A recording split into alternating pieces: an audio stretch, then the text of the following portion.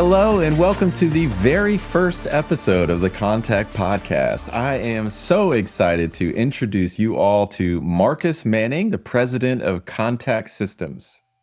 We are going to be talking about some amazing things on this show regarding AV, audio video technology, especially for you dreamers out there who think, I need something that will just blow the socks off of my organization, my headquarters, my higher education, university setting, my healthcare operations. I need something that is just amazing for getting the word out, for communicating effectively. And that could be a range of things. It could be video, audio, it could be holding meetings, it could be conferences, events, you name it. Kontek is the best company in North Carolina and surrounding regions to deliver that to you. And we are going to be talking about so many different things, why AV projects succeed or fail, what budgets we need to be looking at, why you should stop buying things on Amazon, which is going to be a really fun episode. So we have got a lot in store. And today what we're doing is setting the tone for this podcast, this show. And we're going to be talking a little bit about the history of Kontek and why they are such a leader with their proven methodologies and processes and teams that go into design, install, and support these organizations with their AV dreams. So Marques, as president of Kontek, I'm so glad to have you on the show. Glad to be here. Tell us a little bit about the history of Kontek. I know this is a 30-some-odd-year-old company, started by a couple of guys that had some dreams that they could do this better, and 30 years later, they are realizing that dream and creating dreams for others. So tell us a little bit about that story and how you guys got started. Yeah, absolutely. I'll feature a few time skips because, 38 or 37 years is a lot of time to cover. But that's right. At the core, it all started actually at a local university, Frank Conhouse. So if you're ever wondering, Kontek, Conhouse. So that's our founder, Frank Conhouse. He was actually a student at a local university. It's the correct shade of blue, so points to anyone, especially from North Carolina, if you can figure out the correct shade of blue. But, honestly, we love both shades, so it's all good. But, he worked for student services while he was a student, and he would do projects and various things for different folks on campus. And over a period of time, he started to think to himself, you know what? I could actually do this a little bit better than what you have now. So that actually was the genesis and the starting point for all of it. He just had the thought of, I can definitely do something better than what's happening right now. And with that, Kontek Systems was born, right? And from there, it was off to the races of doing small projects, small upgrades, typically at the university level to start with. But as he kept growing and getting, kind of more outlandish with what he was doing, he realized he needed some help. So he brought on, someone that he's still with us today, Dan Sandville. He's actually our rack integrator. He's really like a Swiss Army knife of technology. He's seen it all and done it all at this point, but he came on board. And then eventually, Frank actually convinced his good friend, Wes Newman. And he and Wes both attended university at the same time. He actually worked for Wes, partly as a work study type deal. So Wes had a great job. Wes was doing just fine, but Frank realized he needed some help. He trusted Wes. He knew Wes was very, very smart, and he convinced him eventually to come on board. And I mean, that's really, the core foundation of Kontek and how it got started. It was them seeing what was out there, seeing what was available. I mean, we really have to think hard about what was there in the 80s. There's no HDMI in the 80s, right? There's no digital video. There's no digital audio. There's no Dante. There's none of that. So it was a lot of connectors and cables and analog, this and that. So the systems were much, much different compared to what we see today. But that's really where it all started. And from there, they wanted to push themselves and challenge themselves. And, Frank is really big in the creative community, loves photography and artwork and architecture. So as they started to look at things, they said, hey, you don't just have to have clunky things on your wall. You can actually integrate this into the room. So that kind of design ethos is still the undercurrent of what we do today, as far as trying to blend technology and architecture and make these really, elegant spaces that are extremely powerful when it comes to communication. So, that's the really high level version of how this all started 30 some odd years ago. I love that because it seems like it's, every entrepreneur's story. Like I could probably do this better. I know a better way to do this. I have a bigger vision or a better vision or clearer vision, and then they bring that to life, starting very small, but ends up becoming more and more complex, especially as long as you've been in business and as the technology, being a tech provider, you see huge changes in technology. So not only the complexity of the projects or the size or scale of the projects, but also the actual underlying technology of how you do what you do has changed so much. And I'm wondering if you could give us some insight into how have things changed from, let's say, the late 80s to now we're in the mid 2020s, 2025 here. How have things changed in terms of like the nature of the kind of projects that you do, but also like the technology, like big advances in technology, like you mentioned HDMI and moving from, let's say, analog to digital video and audio, and different things that you've been able to incorporate into some of these projects. So walk me through like some of those major transformations. Yeah, absolutely. So again, I speak about the 80s fondly. I was a young tyke back then. So my memory of all of it is always, based on, going outside and playing or whatever, the way I had at that time. But essentially in the industry, it really was a lot of just analog moving of signals. So, folks that are really in the technology space will really get some of these comments, but you had your 15 pin, VGA connectors and these really thick cables, or if you're being fancy, you may have what's called a RGB HV cable, which is I need one computer to connect to one projector, and there are 6 cables breaking a signal apart, then recombining it at the end device. And, that's how it was transported, and just tons of, cabling compared to what we can do nowadays. So that was the standard, right? That was what it was back then. And then what really happens, right, in this period of time is that exists for, compared to today, at least, a really long period of time. So you say that's your standard for 10, 15, 20 years or more of these, analog capabilities. But then as we start to see the rise of, digital signals, from, DVI to, it was still component video, and these other, stop gaps before we really got to HDMI, there's still, a lot of cables. There's a lot of figuring out. So that's the part. I don't know if everyone remembers the struggles and the pain that came with, okay, does this cable work? Do these pins work? Oh, wait, I slightly bent this one pin. Now I have no video. Let me try to figure out what's happening. And when I say slightly bend, I mean, maybe you have a bend of, less than 1/8 of an inch, but it doesn't go correctly into the connector. And now all of a sudden you don't have blue, or you don't have green, or something just crazy happens.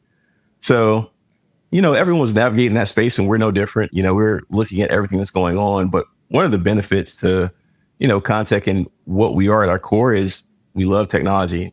Everyone just about that's been through our doors, touches technology in some capacity. And a lot of that starts at home. A lot of what we're doing at home, a lot of what we see, just we're consumers like anyone else. So we kind of bring that in and we think, hey, how do I actually convert this from something that's, consumer based to something that I can see in the commercial space or in a professional environment? So, we're doing it, but at the same time, manufacturers start seeing a need for this. So now I just start to fast forward a little bit from the glorious analog days. And if you think about this, your really giant TV sets and all these things. Mm-hmm. I remember those. Yeah, everyone remembers the giant set, and if it broke, maybe put another set on top of that set versus just replacing it. Before. Yeah, you might have like a 300-pound TV in your living room. Mm-hmm. But once we started to really go digital, that was kind of the change for everything, not just in the industry, but also for us as a company. Industry-wise, yep, we started to see component, DVI, and then eventually we started to see DisplayPort, not so much in what we're doing, but a lot of HDMI. The original versions of HDMI started to come out. And there was a lot of trying to figure that out, right? How do you successfully at first do conversions? Okay, because yes, we have this new connector, we have this new signal. No one went out and bought all new computers because of that. That's not what happened. So next thing you know, we're trying to convert, analog signals over to the digital world. And oh man, I can remember that. And that was always a headache because it's the wild west of adapters. It may work, it may not work. So any technician worth their salt probably had a bag of just adapters and connectors. To this day, I have a bag in my house of all of these random cables. I think every tech person does. Yep. I will probably never see an RCA connector again, but in case I do, I have a cable port. So that's right. Yeah, it's dongle hell. Exactly. Everybody's got their dongle box. Exactly. So then I'll kind of skip forward when officially everything was supposed to transition over HDMI is coming up. And what a lot of people miss too is not just HDMI is in the connector and how we're going to transport these signals, but the underlying technology and the governance of, an HDMI and digital signal transport. Because with HDMI, HDCP came hand in hand, right? HDCP is a protocol that really controls your digital content. So if you try to connect something that's not officially legal, you may get a green screen or you may not see any video. And that's, the underpinning of that was HDCP. So that was a lot to figure out, what are the rules? How does it work? How many devices can you have in a chain? And you work your way through there. But what time period was this? The analog sunset? Oh man, I should know that. And this it's actually a question on a test. I feel like the analog sunset was maybe the early 2000s officially. I'll have to circle back on that one and actually look it up. Okay. I don't remember off the top of my head, but that was the official period when everything was supposed to switch over. Everything was supposed to go to, a digital base signal. And I mean, there's just a lot of learning that comes with understanding, how does it work? Why does it matter? Because you'll see failures where you may have a cable. You think it's going to work fine. It says it's a quality cable. Well, all of a sudden, instead of it being a 10-foot cable, oh, wait, I need a 35-foot cable. Now I have no video. And so there was just a lot of learning and understanding, and bandwidth is the magic word to all of this. Does the cable have enough bandwidth to pass what I'm trying to do? And that even bites us at this day and age, but we'll get there eventually. And so as you're learning that, you also had SDI, right? So SDI is in the mix. And from personal experience, I can tell you, it makes all the difference in the world. I came out of the live event space and we do these setups for running SDI cabling everywhere. And what would end up happening is, SDI would have certain names that denote, how much bandwidth it could support. Is it 720? Is it 1080? Because originally HD meant 720. But as you got longer and longer cables, you had more stress on those cables and you really had to have a quality setup to make sure it would pass. And so you'd have someone come in, they'd have, say, a 50-foot cable. Yeah, perfectly good cable. They're telling you it's rated for XYZ. You connect both ends, you have no signal. You swap it out to a higher quality cable, you have signal. And I know for me, that was the big learning of, cables absolutely matter. Reputable manufacturers absolutely matter. You can't just get the cheapest thing off Amazon and it will break your system. So as all this is happening, manufacturers are, on the cutting edge of a lot of this stuff. And so there's some manufacturers that are coming out with these digital matrix systems. And, it was really a huge change in how signals were being treated. And so now instead of having 1,000 cables connect up, all these points in the space, we're having a few, digital connectors here and there. And these, we call them chassis-based systems. So imagine just a huge rectangular box with all these little cards you can put in and out. And that really was a huge stepping point to some of how we move things around, because I can go into a space now. I have, once these chassis came out, I have 10 computers. I want to be able to see all of them at any point in time. I connect them all to this system. And now those are outputting all into, maybe I have a display on the wall, I have a projector in the ceiling, and now I can send that video anywhere. So that was a huge change in our industry. That also, a lot happened in the 2000s, and technology just in general changes so fast. I mean, if you think about the lifespan of a vinyl record and how that was popular from a technology standpoint, you have 8 tracks, you had cassette tapes, you had CDs. My kids don't know what a CD is really. Like, they've seen one now because I showed them. I still have a collection. But nowadays, everyone is streaming, and can you get lossless streaming and all that? So if you think about how fast it's changing, say in the last 10 years versus the 30 to 40 years before that, that affects us as well. So a lot of, what we did is, as the company grew and you're bringing on more and more talented people, it's all about your people. At the end of the day, do they have an interest in it? Are they skilled in it? And as we started to bring on these more diverse backgrounds as well, it really expanded what the company could do, because we all, have these thoughts and these dreams and what we touch and what we play with on a regular basis.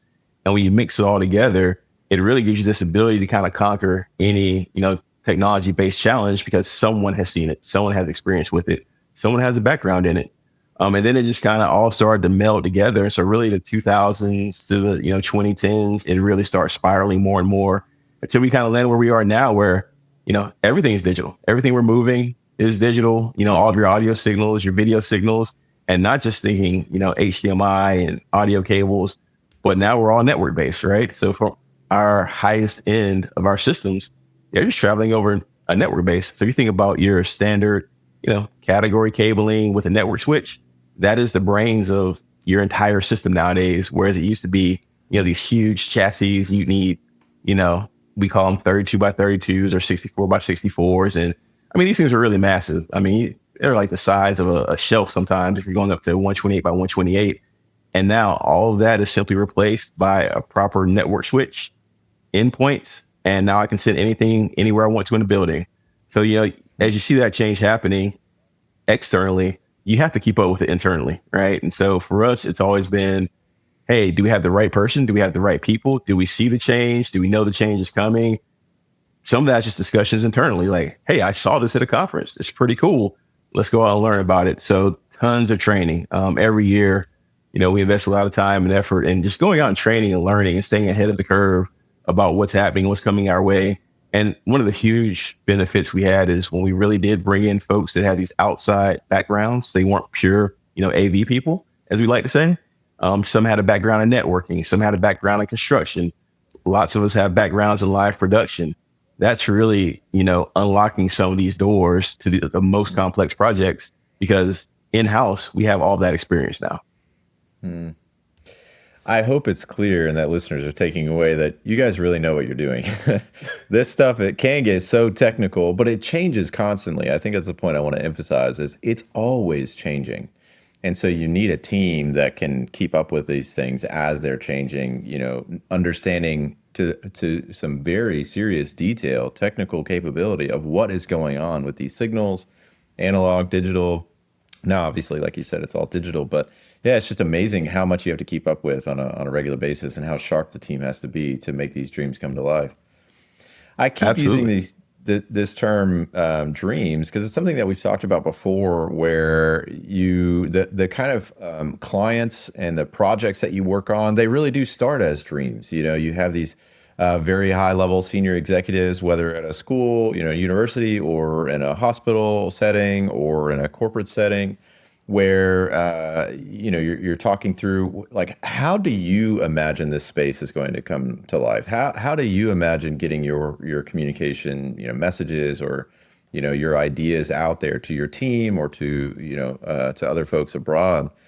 Can you talk to me a little bit about the clients that you serve and why you think you are well equipped for bringing dreams to life? Like, why that matters to you? Because you even mentioned, like, at Kontek, your team full of dreamers too. You guys like to build things and imagine new ways of doing things. Like, talk to me a little bit about that, who you serve and how maybe the dream framework comes to play. Yeah, absolutely. We always have to start by talking about, where are our core markets. So I take that with a grain of salt.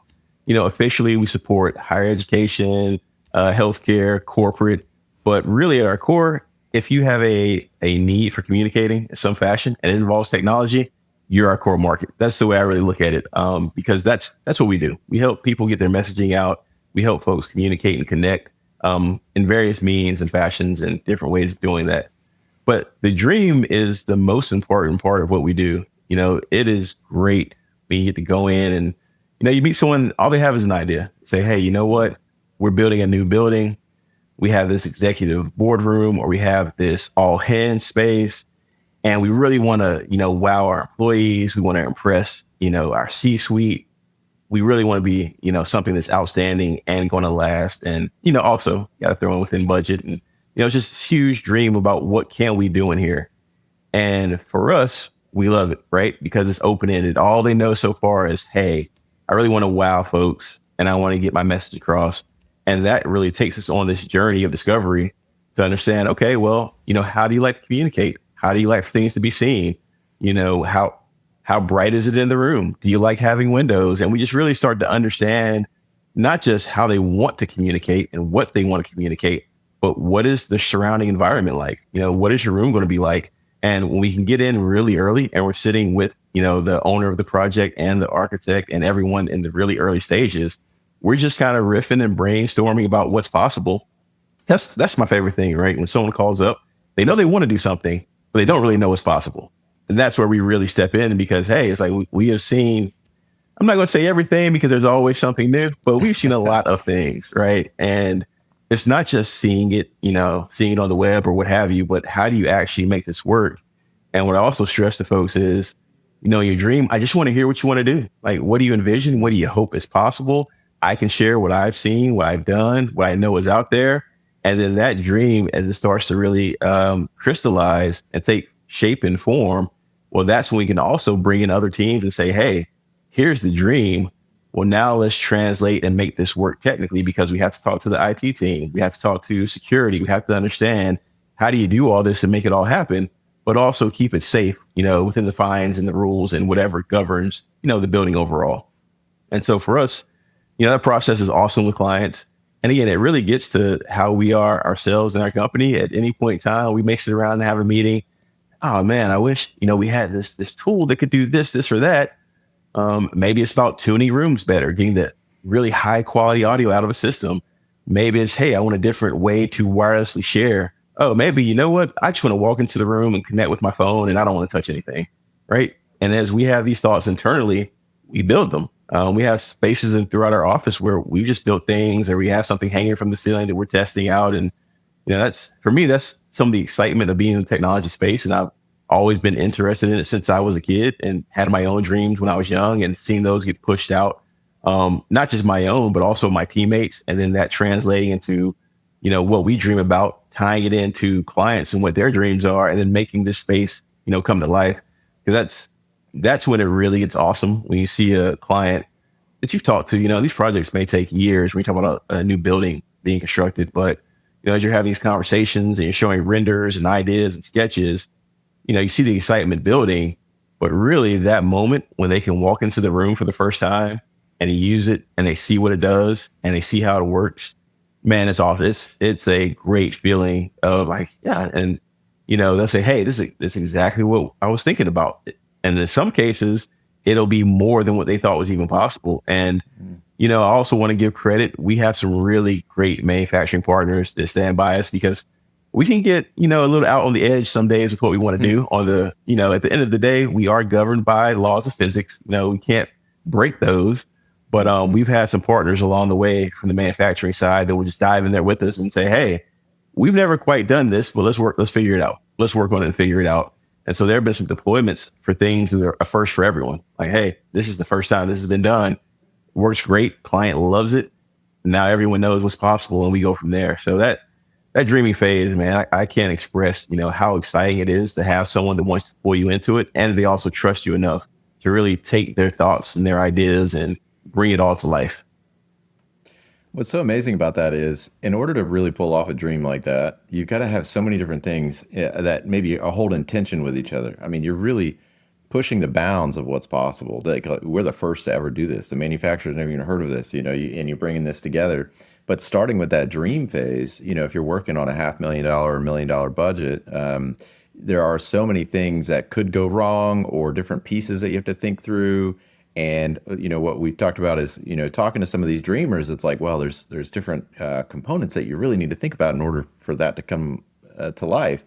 And so you've got this conceptual dream, and to bring it into reality at that scale takes such extraordinary technical ability that it's just amazing how you can bring that to life, and get it within something that makes sense, for the budget, for the objectives, for, whatever the client's trying to achieve. And it's such a cool thing how you guys get to do this every day.